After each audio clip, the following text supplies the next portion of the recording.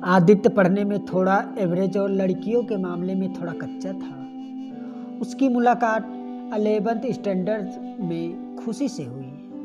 खुशी पढ़ने में अच्छी और अपने फ्यूचर के बारे में सोचने वाली लड़की थी। धीरे धीरे 11th ख़त्म होते होते वे अच्छे दोस्त बन गए थे और 12th में आदित्य ने खुशी से अपने प्यार का इजहार कर दिया, लेकिन खुशी ने इनकार करते हुए बड़े प्यार से उसे समझाया कि इससे हम दोनों की ज़िंदगी खराब हो जाएगी, क्योंकि हम ना ही क्लास में पढ़ाई कर पाएंगे और ना ही घर पर। आदित्य को खुशी की बात थोड़ी बुरी लगी, लेकिन फिर उसे समझ में आ गया कि खुशी सही कह रही है और उससे अपने फ्यूचर और पढ़ाई पर फोकस करना शुरू कर दिया।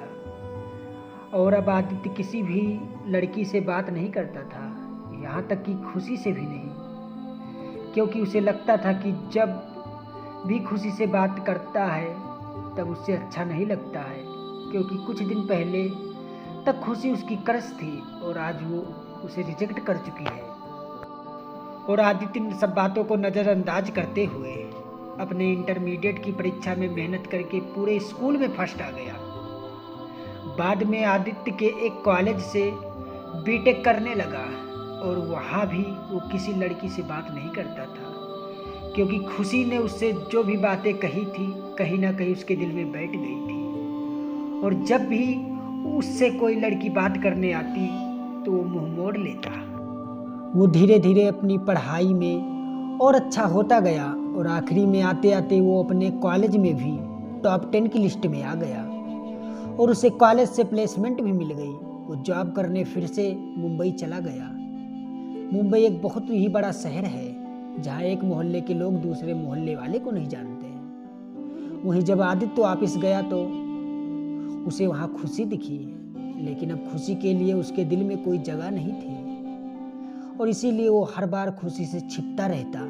इसलिए नहीं क्योंकि वो उससे नाराज था, बल्कि इसलिए क्योंकि वो फिर से खुशी की ज़िंदगी में आना नहीं चाहता था। लेकिन वो कहते हैं ना कि भगवान की मर्जी के आगे किसी की नहीं चलती। एक दिन ऑफिस के कैंटीन में खुशी ने आदित्य को देख लिया और उसके पास जाकर उससे बातें करने लगी। आदित्य के पास भी खुशी से बात करने के अलावा और कोई विकल्प नहीं था। दोनों के दिल में पिछले 4 सालों से जो भी दर्द था उन्होंने एक दूसरे को बताया और खूब सारी बातें की। खुशी ने उसके बिछड़ने के बाद अपने सफ़र के बारे में बताया और आदित्य से उसके बारे में पूछा, जिसके बाद आदित्य को कहीं ना कहीं लगने लगा कि खुशी गलत नहीं थी और आदित्य को फिर से खुशी से प्यार हो जाता है। कुछ दिन बीतता है और दोनों की दोस्ती और भी गहरी हो जाती है और एक दिन अचानक आदित्य खुशी से बात करते करते उससे अपने प्यार का इजहार कर देता है, लेकिन खुशी फिर इनकार कर देती है।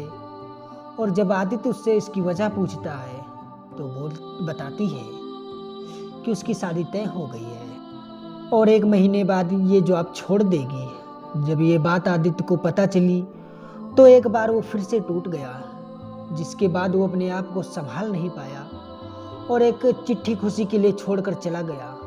और खुशी उस खत को पढ़ती है जिसमें लिखा था, मेरी प्यारी खुशी, मैं तुमसे बहुत प्यार करता हूँ, लेकिन शायद तुम मेरी ज़िंदगी में नहीं हो, इसलिए तो मैंने तुम्हें 2 बार खोया। कोई भी इंसान इतना बदनसीब कैसे हो सकता है कि अपने प्यार को 2 बार खोए। मैं नहीं जानता मैं तुमसे दूर रहकर जी पाऊंगा कि नहीं, लेकिन अगर तुम्हें किसी और के साथ शादी करते देख लूँगा तो पक्का जी नहीं पाऊंगा। इसलिए मैं तुम्हें और इस शहर को दोनों को छोड़ के जा रहा हूँ। शायद तुम मुझे भूल जाओ, लेकिन दूसरी बार मिलने के बाद मैं तुम्हें कभी नहीं भूल पाऊंगा।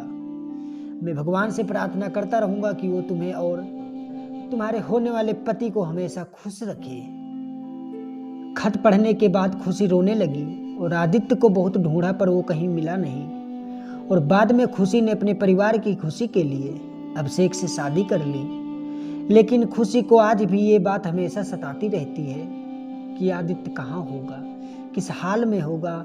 यहाँ तक तो उसे ये भी नहीं पता कि आदित्य जिंदा भी है या नहीं। एक तरफ खुशी अंदर ही अंदर घुटती रहती है, लेकिन दूसरी तरफ वो एक परफेक्ट बहू, परफेक्ट पत्नी और परफेक्ट माँ भी है, जिससे उसके परिवार वाले हमेशा प्यार करते हैं और हमेशा प्यार करते रहेंगे।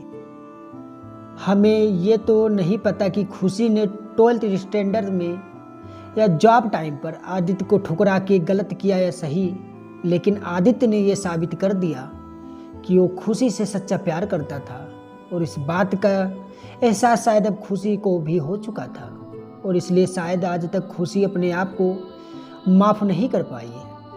मिल जाती अगर सभी को अपनी मोहब्बत में मंजिल, तो यकीनन रातों के अंधेरों में कोई दर्द भरी शायरी नहीं लिखता।